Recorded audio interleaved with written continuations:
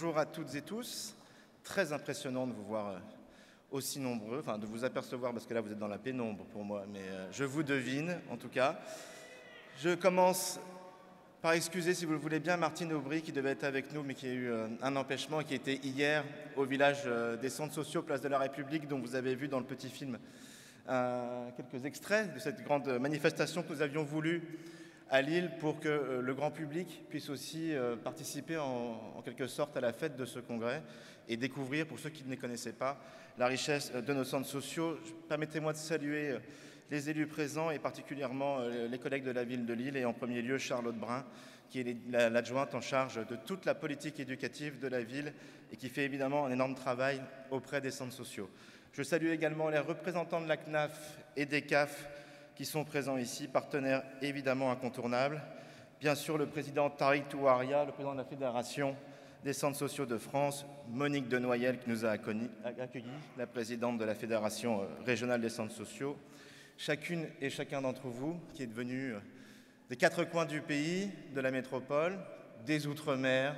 Merci d'avoir fait ce déplacement jusqu'à nous par tout moyen. On a vu les vélos.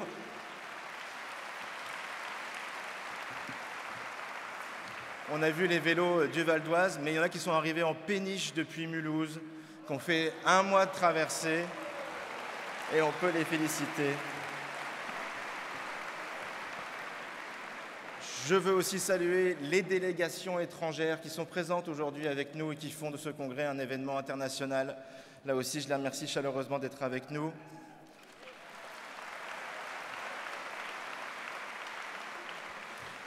Remercier et féliciter les organisateurs de ce congrès. Nous nous étions rencontrés il y a presque 18 mois maintenant avec eux, notamment Hugo en premier lieu, à qui je pense très fort, qui ont fait que ces 4 jours soient à la fois studieux, parce que l'époque invite à réfléchir, il y a de lourdes interrogations, mais aussi un moment de fête, parce que dans le Nord, rien ne se finit jamais sans une fête. Et donc j'espère que vous ferez la fête ici. Bravo à toutes les équipes.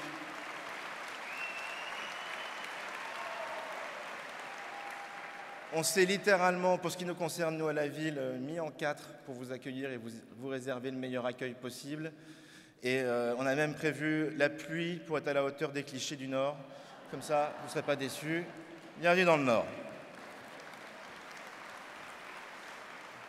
Habituellement, et dans ce genre d'occasion, je dois vous parler de la ville, vous dire à la fois la richesse de son patrimoine architectural, culturel, patrimonial.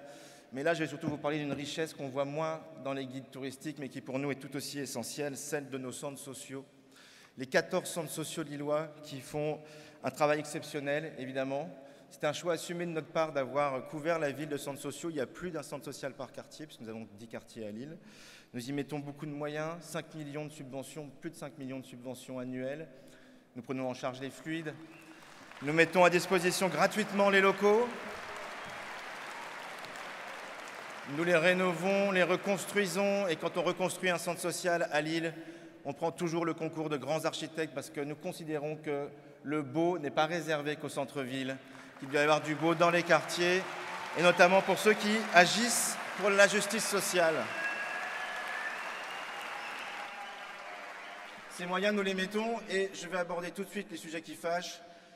La question de la convention entre la CNAF et l'État, et je voulais juste vous assurer de notre vigilance, nous, en tant qu'élus locaux, pour que les discussions prennent bien en compte la nécessaire revalorisation des subventions, la revalorisation des clauses de révision,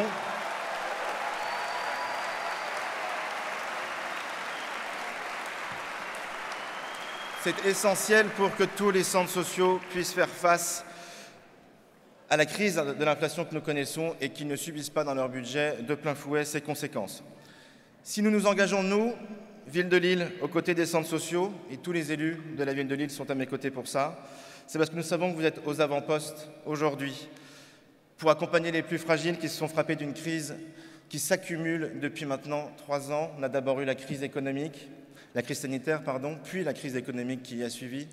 Bien sûr, aujourd'hui, la crise de l'inflation, la crise énergétique, la crise du pouvoir de vivre, les moyens de subsistance sont aujourd'hui rognés par cette inflation et beaucoup de Français sont dans la difficulté. Nous avons des travailleurs précaires qui souffrent aujourd'hui, Des personnes qui, jusqu'ici, pensaient qu'ils étaient préservés des privations et de la pauvreté, qui se retrouvent à grandir les lignes de la distribution alimentaire au Restos du Cœur et ailleurs.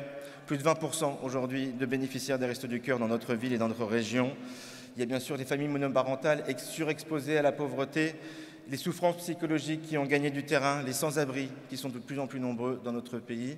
Tout ça qu'on fait un environnement difficile et sans vous, sans votre présence, beaucoup se retrouveraient isolés et sans solution. Dans une époque aujourd'hui où le discours dominant ne valorise que la performance, que la rentabilité, que les succès, vous rappelez-vous, par votre action, le devoir de traiter chacun et chacune à égale dignité, et je vous en remercie.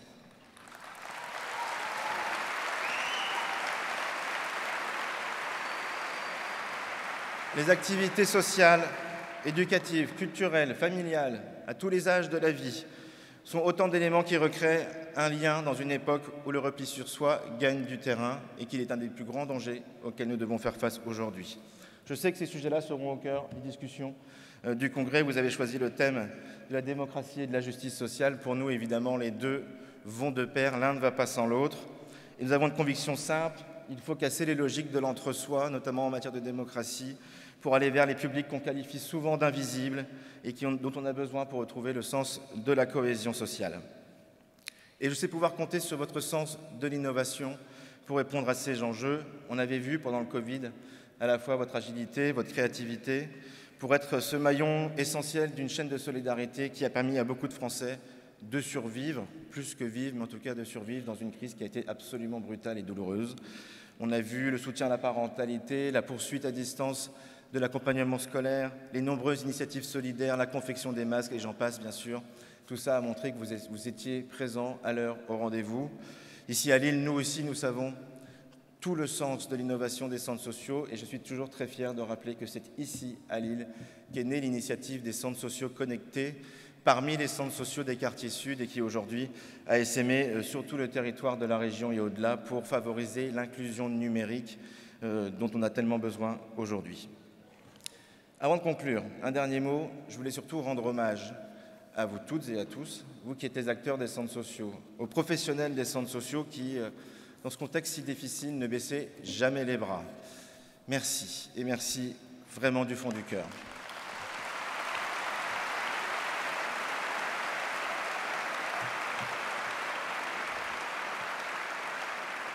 Un hommage tout particulier aussi aux bénévoles des centres sociaux.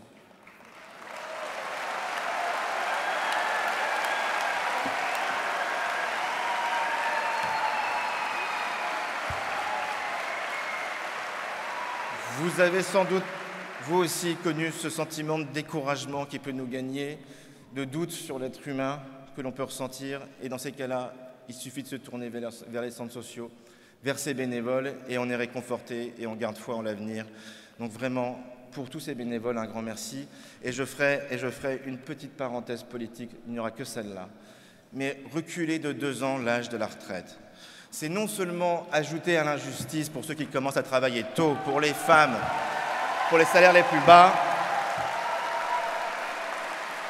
c'est non seulement une injustice, mais c'est aussi une perte de 2 ans de bénévolat dont nous avons vraiment besoin en France.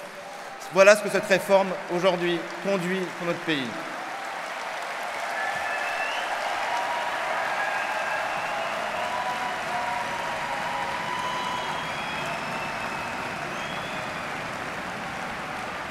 Un mot de conclusion, et l'ambiance est là, je voulais vous dire, continuez à porter haut les valeurs de justice et de solidarité. Continuez à porter haut l'idéal de l'éducation populaire, même si ça va à contre-courant de la pensée dominante, ne lâchez rien. Voilà, merci beaucoup et bon congrès.